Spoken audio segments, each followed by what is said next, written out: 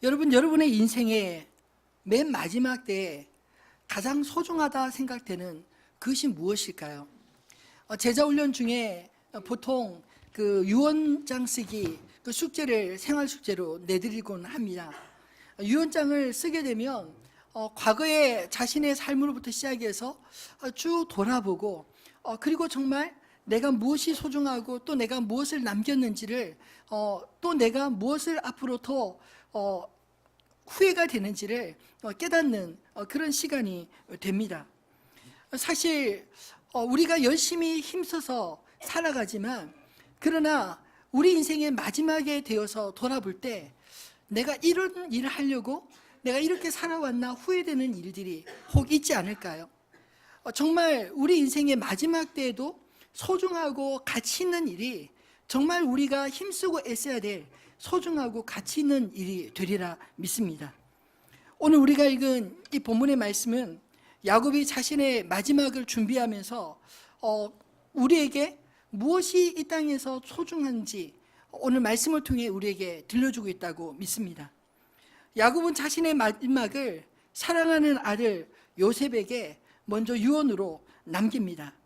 29절 30절에 보면 이스라엘이 죽은 날이 가까움에 그의 아들 요셉을 불러 그에게 이르되 이제 내가 내게 은혜를 입었거든 청하노니 내 손을 내 허벅지 아래 넣고 인애와 성실함으로 내게 행하여 애굽에 나를 장사하지 아니하도록 하라. 내가 조상들과 함께 눕거든 너는 나를 애굽에서 메어다가 조상의 묘지에 장사하라. 요셉이 이르되 내 아버지의 말씀대로 행하리이다. 야곱의 유언은 간단하게 한 가지입니다.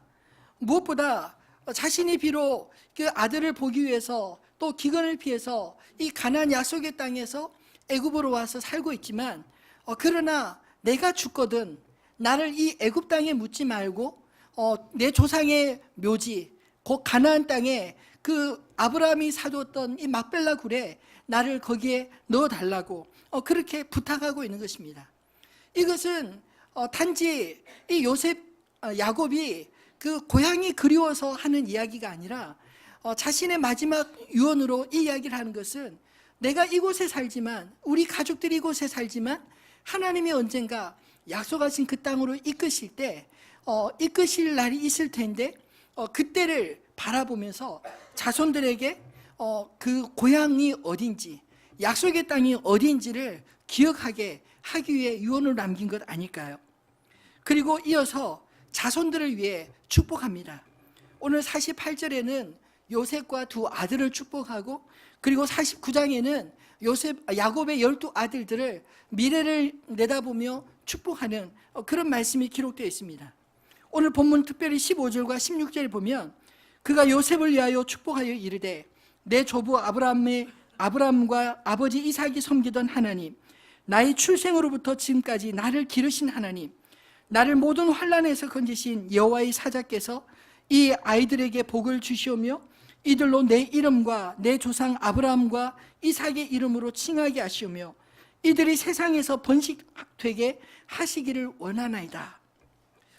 이 축복 속에 요셉뿐만 아니라 요셉의 두 아들이 하나님의 언약의 후손으로 그리고 계승자가 되게 하시며 그 자손들이 이 세상에 충만해지기를 그렇게 축복하고 있지 않습니까?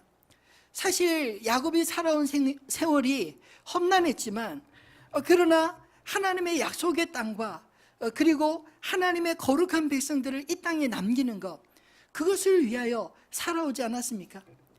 야곱의 마지막 이 유언 속에서도 이 두 가지가 땅과 후손에 대한 이 약속을 붙들고 그 약속을 자신뿐만 아니라 이제 요셉과 그의 자손들에게도 이 약속을 물려주고 있는 것을 보게 됩니다.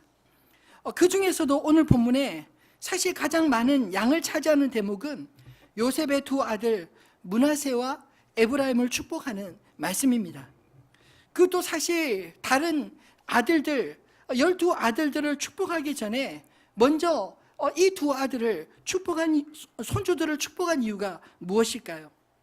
사실 이들의 축복은 아버지 요셉과 할아버지 야곱에게 이끌려 수동적으로 받은 것 아닙니까? 어떤 의미에서 저는 교육은 수동적이라는 말이 맞는 것 같습니다. 아이들이 스스로 무엇이 중요한지 알지 못할 때에는 부모가 아이들의 필요를 위해서 먼저 가르치고 그 아이들이 커서 스스로의 필요를 느끼고 스스로 공부하고자 하는 마음이 생길 때 비로소 자신의 필요를 채우는 배움의 길을 가는 것 아니겠습니까? 오늘 요셉이 이 두 아들에 대한 축복의 기록, 오늘 이 말씀이 우리에게는 어떤 의미로 중요할까요? 저는 요셉의 두 아들 에브라임과 므낫세를 축복한 이 야곱의 축복을 통해서 하나님께서 우리에게 주시는 그 성령의 음성을 저와 여러분이 듣게 되기를 소원합니다. 이 야곱의 축복을 통해 하나님 우리에게 주시는 말씀은 무엇인가요? 첫 번째로 우리 자녀들을 언약의 계승자로 세우라 말씀하고 있습니다. 므낫세와 에브라임은 애굽의 제사장 보디베라의 딸 아스낫에게 태어난 아들들입니다. 사실 성경에서 어머니를 중요하게 언급한 이유는 아이들의 교육에 이 엄마가 가장 지대한 영향을 미치기 때문이 아닌가요? 즉 므낫세와 에브라임은 태어나면서부터 히브리인이라는 정체성보다는 애굽의 총리 요셉의 아들들로 태어나서 어렸을 때부터 귀족의 신분으로 애굽의 모든 학문과 그리고 애굽의 신앙들을 배웠을 가능성이 아주 높다는 것을 의미합니다. 요셉은 몰라도 이 두 아들의 입장에서 저 변방 가나안 땅에서 온 할아버지와 친척들의 존재가 그들에게 얼마나 의미 있는 큰 존재로 느껴질까요? 할아버지 야곱의 축복이 얼마나 그들의 마음속에 와닿았을까요? 그들은 이미 태어나면서부터 그 당대 어떤 아이들보다 더 많은 것을 누리며 그렇게 혜택을 받으며 살지 않았습니까? 만약 요셉이 야곱이 죽기 전 이 두 아들을 데려다가 축복을 받게 하지 않았더라면 어떻게 되었을까요? 아마 요셉의 두 아들 므낫세와 에브라임 세대부터 시작해서 그들의 후손들이 이스라엘 혈통과 환경적으로 서서히 분리되어 가지 않았을까요? 이 두 아들은 가나안보다 애굽이 가까운 사람으로 자랐을 가능성이 높습니다. 그래서 요셉은 야곱의 임종 전에 급히 이 두 아들을 데려다가 아버지 야곱에게 손주들을 축복하고 이 두 아들로 하여금 그들의 뿌리를 잊지 않도록 그렇게 배려한 행동이 아니었을까요? 두 아들 요셉의 몫의 축복을 그 형제들의 기업 가운데 얻게 하려는 아버지 요셉과 그리고 할아버지 야곱의 신앙적 배려가 사실 오늘 본문의 가장 소중한 주제라고 생각합니다. 만약 이 두 아들이 애굽의 풍요 속에 애굽인으로 하나님의 언약과 상관없이 살았다면 이 땅에 사는 동안은 잘 살았을지 몰라도 하나님의 언약에서 벗어난 마치 에서의 족보와 다를 바 없게 되지 않았을까요? 그러면 요셉이 애굽에 와서 총리가 되고 성공하든 그것이 하나님의 나라와 무슨 상관이 있겠습니까? 요셉은 비록 므낫세와 에브라임이 자신과 달리 애굽의 좋은 환경에서 태어나고 자랐어도 그들이 이 땅에서 애굽인이 아니라 히브리인으로서 하나님의 언약의 계승자로 살기를 원했습니다. 요셉이 애굽의 총리가 되어 애굽의 구원자가 된 것이 그가 애굽의 좋은 환경에서 태어나고 자라며 또 그가 애굽의 좋은 교육을 받았기 때문에 그가 하나님 앞에 쓰임을 받았던 것일까요? 여러분, 우리가 잊지 말아야 될 것이 있습니다. 요셉은 애굽의 종으로 팔려와서 보디발의 아내 유혹에도 하나님 앞에 자신의 양심을 지키려다가 감옥에 갇혔던 그런 불행한 청소년 길을 보냈던 사람 아닌가요? 그 어려운 청소년 시기에 지켜줄 가족들조차 옆에 없었습니다. 그러나 요셉을 지켜주었던 분은 하나님이었습니다. 만약 요셉이 그 시절 하나님을 몰랐다면 하나님께서 그와 함께 하심으로 자신을 이 요셉을 통하여 나타내도록 형통케 축복하지 않았더라면 오늘 이 요셉이 있을 수 있었을까요? 요셉이 비록 애굽에서 고난을 당하였어도 하나님의 언약을 잇는 야곱의 아들로서 하나님이 그를 향한 계획하심이 있었기에 그가 축복받은 게 아니겠습니까? 야곱 역시 오늘 본문에서 요셉이 애굽에서 낳은 두 아들 므낫세와 에브라임을 향해 축복하되 특별한 축복을 선언하고 있습니다. 우리 5절과 6절 말씀을 한번 같이 읽어볼까요?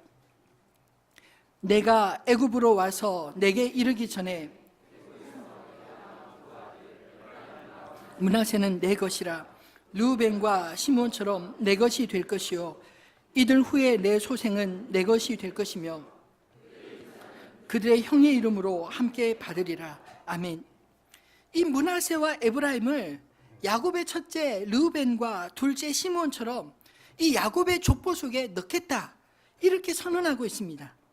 그리고 이 두 아들 외에 애굽에서 요셉에게 태어난 아들들은 요셉의 족보에 넣되 그 동생들의 유산은 그들의 형 므낫세와 에브라임의 이름으로 함께 받을 것이라고 말하고 있습니다. 여러분, 이 말이 무슨 의미일까요? 므낫세와 에브라임을 야곱의 12 아들과 같이 그들을 각각 자기를 잇는 그 이스라엘 12지파의 족장이 되게 하겠다는 그런 축복이자 언약이 아니겠습니까? 여러분, 이스라엘 12지파 가운데 요셉 지파가 있을까요? 빠져 있습니다. 대신 두 아들 므낫세 지파, 에브라임 지파로 요셉 대신에 두 지파가 들어가 있습니다. 그리고 이스라엘에서 하나님을 섬길 제사장 지파로 그 땅을 기업으로 받지 않은 레위 지파 대신 이 므낫세와 에브라임이 야곱의 12 아들과 함께 그 가나안 땅에 12지파의 자격으로 땅을 분배받지 않습니까?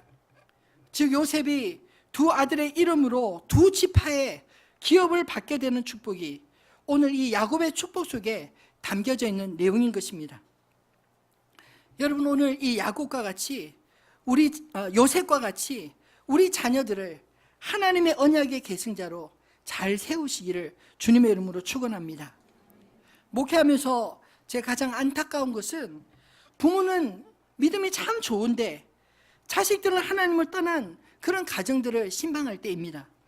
물론 믿은 지 얼마 안 돼서 아직 아이들이 복음을 잘 못 들은 그런 가정을 이야기하는 것이 아닙니다. 부모들은 교회의 중심적인 직분자로서 열심히 교회를 섬기는데 오히려 자녀들이 하나님을 떠나는 그런 경우를 말하고자 하는 것입니다. 예전에 한 가정에 신방을 갔다 기막힌 이야기를 들었습니다. 자신은 시집와서 시댁 식구들 영향으로 교회 다니게 되었는데 정작 모태신앙으로 자란 자기 남편은 교회를 떠났다는 것입니다. 이유인즉 남편이 중고등부 때 교회에서 임원을 할 정도로 열심을 있었고 그리고 교회에서 리더십을 인정받는 그런 아들이었는데 이 권사님이신 어머니가 아들에게 교회 다니면서 공부할 시간 너무 많이 뺏기지 말고 교회는 대학 가서도 다닐 수 있으니까 주일날 학원 다녀라, 학원을 끊어준 겁니다. 그 이후로 아들이 교회를 떠나서 돌아오지 않는다는 것입니다. 그 어머니 권사님이 나중에 이제 청년이 되고 이제 장가를 보내고 난 이후에 그 아들을 위해서 그렇게 눈물로 기도하고 교회로 오라고 아무리 이야기를 해도 이 아들이 말을 듣지 않는다는 겁니다. 왜냐하면 이 땅에서의 축복이 좋은 대학 가고 좋은 직장 얻고 장가 가서 잘 사는 거 아닙니까? 엄마가 그렇게 가르치지 않았느냐고. 하나님을 섬기는 것, 그 시간 되면 남을 때 하는 거 아닙니까? 내가 시간 남을 때 하나님 섬기든 말든 엄마 상관하지 말라고.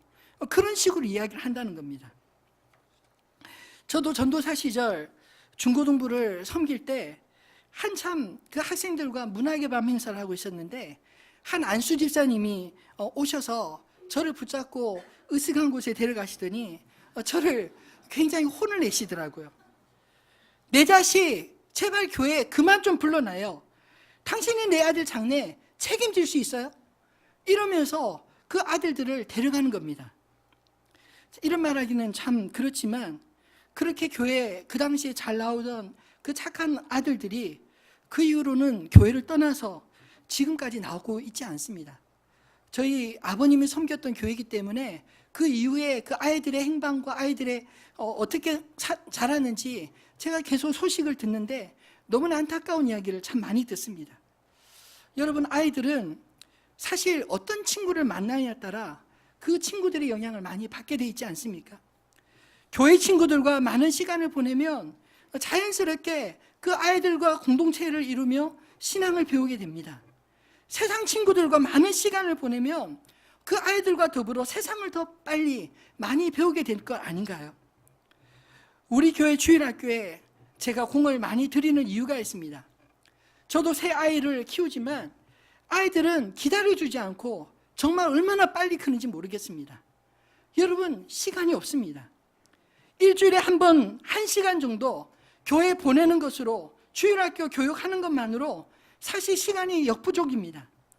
우리 아이들이 일주일 168시간 동안 고작 1시간 교회 나온다고 여러분 신앙생활 잘 한다고 생각하면 오산입니다. 나머지 시간들을 어디에서 누구와 함께 보내고 있나 한번 생각해 보십시오. 여러분, 우리 아이들은 어리기 때문에 그 아이들 주변의 환경의 영향을 안 받을 수가 없습니다. 아이들이 보내는 장소와 시간의 비례만큼 그 아이들의 정체성이 자라게 된다면 여러분의 자녀들의 신앙, 교육 정말 괜찮습니까? 우리 교회 토요일 부모님과 함께하는 쉐마학당과 또 우리 교육자들이 방과 후에 그 아이들을 데려다가 꿈의 학교에서 가르치고 있는 이 시간들을 잘 활용하시기를 바랍니다. 그리고 무엇보다 내년부터 시작되는 하우학교에 아이들을 많이 보내주시기 바랍니다. 여러분, 교육은 가정과 공동체가 함께 풀어가야 될 과제입니다. 노벨상의 절반 가까이를 가져가는 유대인의 교육의 비결이 어디 있을까요? 그들은 어려서부터 성경을 가르치고 성경 속에서 자기 정체성을 확립한 다음에 하나님께서 각자에게 주신 은사와 소명을 찾아서 세상에 도움을 주는 그런 사람이 되도록 유대인 회당에서 교육하는 것으로 유명합니다. 유대인 교육의 비밀은 바로 가정과 교회라고 하는 이 두 개의 신앙 공동체의 교육 바탕 위에 세워진 것이라는 겁니다. 근데 오늘 우리들의 교육, 미안하지만 이 중요한 신앙의 두 가지 신앙 공동체의 교육이 잘 이루어지고 있나요? 어려서부터 남의 손에 맡겨서 스파르타식으로 이 주입식 교육을 시켜 성적 높이는 그런 위탁 교육이 제일인 줄 안다면 여러분 착각입니다. 여러분, 하나님은 성적대로 축복하시는 분이 아니십니다. 요즘 아이들의 멘탈이 붕괴되는 이유가 무엇일까요? 왜냐하면 아이들이 어렸을 때부터 보고 자라는 것들이 폭력적이거나 선정적이거나 이런 것들의 영향을 많이 받기 때문에 정작 그 아이들이 이 땅에서 가장 소중한 인생의 소중한 비밀들을 놓치며 살아가는 것 아닐까요? 우리 부모의 교육관이 오늘 요셉과 같이 비록 애굽 땅에서 태어나고 자란 부유한 가정에서 귀족으로 자라고 있는 그 아들들을 할지라도 그 아들들을 애굽인이 아닌 하나님의 언약 속에서 하나님의 사람으로 키워주기 원했던 그 요셉과 같은 그런 교육으로 우리의 정체성을 다시금 바꾸게 되기를 소원합니다. 이 땅의 미래요 하나님 나라의 꿈인 우리 자녀들을 언약의 계승자로 키우는 것이 오늘 부모된 우리의 소명이 아닐까요? 두 번째로 이 야곱의 축복 속에서 축복은 순서를 기다리지 않는다는 사실을 깨닫게 됩니다. 오늘 본문 속에서 요셉과 아버지의 의견이 부딪히는 장면이 한 곳에 나오지 않습니까? 12절과 14절 또 17절로 20절에 보면 므낫세와 에브라임의 축복의 순서가 뒤바뀌는 장면이 나옵니다. 요셉이 눈이 어두워진 아버지 야곱에게 형과 동생을 잘 구분할 수 있도록 야곱의 오른손에는 므낫세를 그리고 왼손에는 에브라임이 가도록 그렇게 그 아들들을 잘 이끌어 주었는데 야곱이 굳이 이렇게 축복하지 않고 손을 바꾸어서 축복을 하는 것입니다. 그 모습을 바라보던 요셉이 마음이 좋지 않아서 이 야곱의 두 손을 교정해 주려고 할 때 야곱이 실수가 아닌 의도적으로 이 형과 아우의 손을 바꾸어서 축복했다 말하지 않습니까? 왜 야곱이 요셉의 이 두 아들 므낫세와 에브라임의 축복의 순서를 바꾸었을까요? 그것은 동생을 앞세워서 축복한 것이 축복은 시간대로 태어난 순서대로 받는 것이 아니라는 것을 성경이 우리에게 말하고자 하는 것 아닐까요? 여러분, 만약 축복이 태어난 순서대로 받는다면 이세의 막내 8째 아들인 다윗은 축복의 자격조차 얻지 못했을 것입니다. 이세의 집에 사무엘이 찾아갔을 때 이세가 그 아들들을 큰아들로부터 차근차근 이 사무엘에게 보여주지 않나요? 사무엘이 보기에도 이 큰아들이 참 듬듬해 보이고 좋아 보여서 이 아들을 하나님께서 기름 부으라 하시나 보다, 이렇게 마음으로 생각할 때 하나님은 그렇게 말하지 않습니다. 사람은 외모로 보지만 하나님은 중심을 본다 말씀하시지 않습니까? 그리고 맨 막내 양치고 있던 이 다윗을 불러올 때 하나님께서 내 마음에 합한 자다, 그렇게 말씀하시며 축복하시지 않나요? 여러분, 만약 축복이 순서대로라면 동생들은 평생 그 축복의 기회를 얻지 못하지 않을까요? 은혜는 서열이 순서가 끼워져야 오히려 설 자리가 있는 것입니다. 왜요? 은혜라는 말 자체가 받을 만한 자격 없는 자에게 주시는 하나님의 선물이기 때문입니다. 만약 하나님이 서열과 순서만을 중요하게 여기신다면 여러분, 은혜가 설 곳이 어디 있을까요? 저도 장남이 아니라 막내입니다. 은혜는 서열을 뛰어넘습니다. 서열에 갇히지 않습니다. 사실 야곱 자신도 쌍둥이 뒤에서, 쌍둥이 형 뒤에 숨겨진 동생 아니었나요? 우리가 잘 아는 믿음의 조상 아브라함도 장남이 아니었습니다. 이삭조차 그 앞에 이스마엘이 먼저 태어났습니다. 전통적인 장자의 개념으로 하나님의 이 축복의 개념 다 담을 수 있을까요? 마태복음 11장 12절에 보면 예수님은 이런 말씀하셨습니다. 세례 요한의 때부터 지금까지 천국은 침노를 당하나니 침노하는 자는 빼앗느니라. 여러분, 하나님의 나라는 믿는 순서대로 축복을 기다려서 받는 것이 아니라는 사실을 깨닫게 되기를 바랍니다. 하나님의 나라는 나중 온 자라도 열심히 사모하며 갈망하는 자, 하나님의 나라를 오기를, 하나님의 나라를 위하여 일하기를 애쓰는 자가 받게 될 것입니다. 여러분, 축복은 하나님이 우리 각자에게 정해주신 대로 주시는 것입니다. 오늘 본문 19절에도 보면 그의 아버지가 허락하지 아니하며 이르되 나도 안다 내 아들아 나도 안다. 그도 한 족속이 되며 그도 크게 되려니와 그의 아우가 그보다 큰 자가 되고 그의 자손이 여러 민족을 이루리라. 므낫세도 에브라임도 각각 자기 몫의 기업을 받았습니다. 민수기 1장 33절과 35절에 보면 이스라엘 12지파의 계수가 나오는데 에브라임 지파에서 계수된 자는 이 군대 나갈 이 장정만 해도 4만 500명이었고 므낫세 지파에서 계수된 자는 3만 2,200명이었다고 이야기합니다. 에브라임 지파가 므낫세 지파보다 출애굽 때 더 많았습니다. 그러나 수적으로 더 많은 것이 중요한 것이 아니라 훗날 이 이스라엘이 남유다와 북이스라엘로 나눠질 때 남유다는 유다 지파가 중심을 이뤘다면 북이스라엘은 10개 지파의 중심을 이룬 리더 지파가 바로 에브라임 지파였다는 것입니다. 놀랍게도 야곱은 그가 운명하기 전에 요셉의 두 아들의 운명과 그 자손들의 미래를 이미 본 것처럼 이렇게 축복한 것 아닐까요? 그리고 7절에서 야곱은 뜬금없이 요셉의 어머니의 죽음과 장지를 언급하고 있습니다. 내게 대하여는 내가 이전에 밧단에서 올 때 라헬이 나를 따르는 도중 가나안의 땅에서 죽었는데 그곳은 에브랏까지 길이 아직도 먼 곳이라 내가 거기서 그를 에브랏 길에 장사하였느니라. 왜 갑자기 라헬을 언급할까요? 요셉 역시 라헬에게서 이 야곱의 11번째 아들로 태어났습니다. 그러나 이 야곱의 뒤를 잇는 명실상부한 이 족장의 지위를 받아서 그 두 아들이 두 지파를 얻게 된 것을 이야기하는 것 아닐까요? 그리고 요셉에게 야곱이 자기의 어머니가 묻힌 이 가나안을 기억하고 자신도 가나안 땅 가족의 묘지에 묻어달라는 마지막 유언을 하기 위해서 이야기를 하는 것 아니겠습니까? 여러분, 우리 인생은 어디로 가야 하는지 알아야 합니다.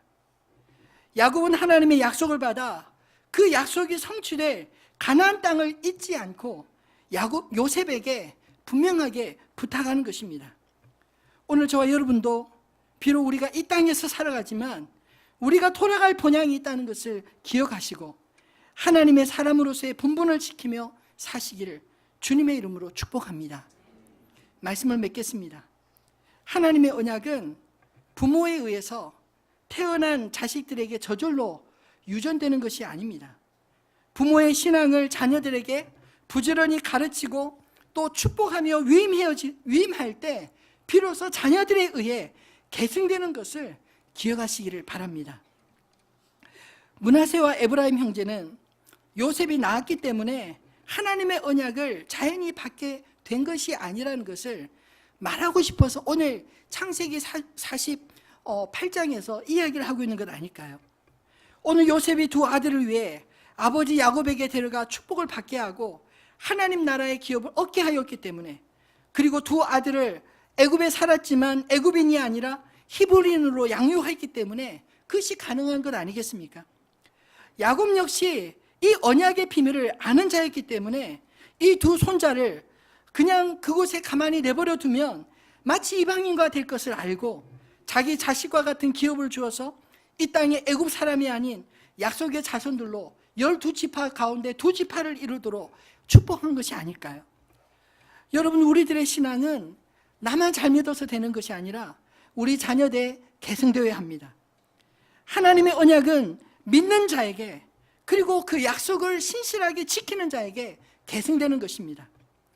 만약 므낫세와 에브라임이 그 아버지 요셉의 빽만 믿고 그저 애굽에서 편안한 애굽인으로서 살고자 했다면 아마 성경의 그 놀라운 이 에브라임과 므낫세 지파의 그 축복은 결코 누릴 수 없는 특권이었을 것입니다. 요셉이 문명화된 애굽 교육으로 하나님을 알아가는 신앙 교육을 대체했다면 어떻게 되었을까요? 요셉 지파는 아마 성경의 역사에서 마치 에서의 족보와 같이 아웃사이더로 밀려나고 사라지지 않았을까요? 잠언 22장 6절에 보면 마땅히 행할 길을 아이에게 가르치라, 그리하면 늙어도 그것을 떠나지 아니하리라 하셨습니다. 여러분, 신앙교육은 어렸을 때부터 충분히 가르쳐야 하는 것입니다. 세상의 출세와 하나님의 나라를 바꾸지 마시기를 바랍니다. 세상에 우리가 누리는 좋은 것들도 영원하지 않습니다. 금방 지나가고 말 것입니다. 진짜 영원한 것은, 우리 마지막까지도 끝까지 붙들 영원한 것은 하나님께 속한 것임을 알고 우리 자녀들을 하나님의 언약의 계승자로 세우시는 저와 여러분 되시기를 주님의 이름으로 축원합니다.